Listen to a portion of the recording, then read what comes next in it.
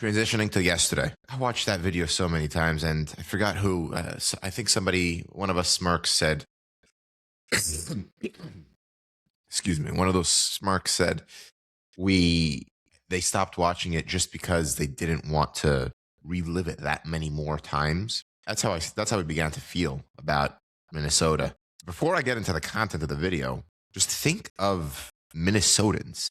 They're going through the Somalia thing. Walls drops out. Walls authorizes National Guard to be used. ICE has activity in Minneapolis. I mean, damn, is Minnesota the center of the news these days? And then this happened. Like, that's exhausting. Just that, and that's just Minnesota. If you take Michael's philosophy and you say, well, the fraud is widespread, it's not just Minnesota. And if you take the ICE presence and increased National Guard presence in other cities and other states, it's not just Minnesota. So there's this little part of me that's thinking, is this whole Minnesota thing a microcosm of the country, states in the country, blue states? Or is Minnesota its own case that's just really unlucky with a lot of federally stricken chaos after news headline after news headline?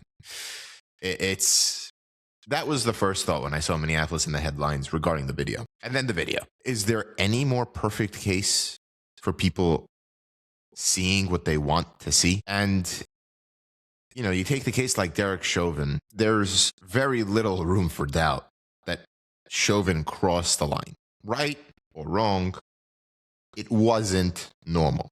It wasn't normal. The conduct of any police officer, in my opinion, I should say almost any police officer, if there is room for doubt on their safety, and I'm talking about room for doubt because this happens in 2 seconds where they have to make a decision to defend their life, I think you defer to the police.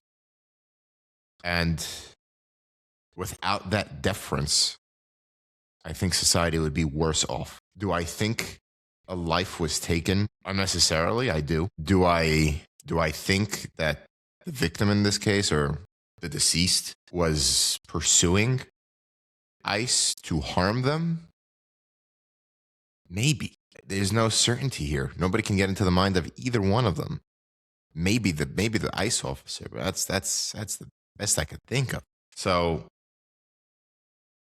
you got to defer to the police. Going on to the Smerconish program and his coverage of it, I don't really remember any episode, and you guys may know better than me, where he spent 3 hours on the same topic.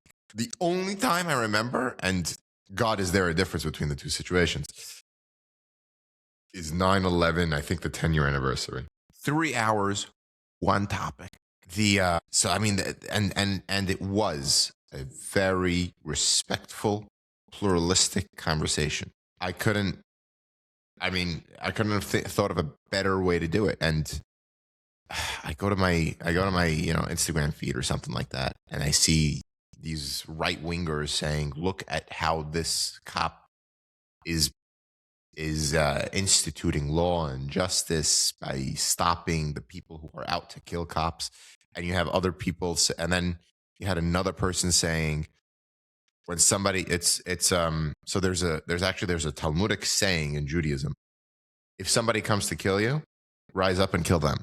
Very common sense kind of thing, Guy is running at you with a knife with, a very clear intention of harming you. You can harm him back. It just makes sense of reciprocity here. And one of the more extremist people on my feed are like, look at how righteous this law enforcement officer is, enforcing a Talmudic directive that we should all learn, love, cherish, part of our religion. I'm like, what kind of twisted thinking is this? You don't know any of what you're talking about. And this is where we stand, right? We want people to engage with the Smerconish philosophy and people and way of thinking even more. That's what I have to say on that.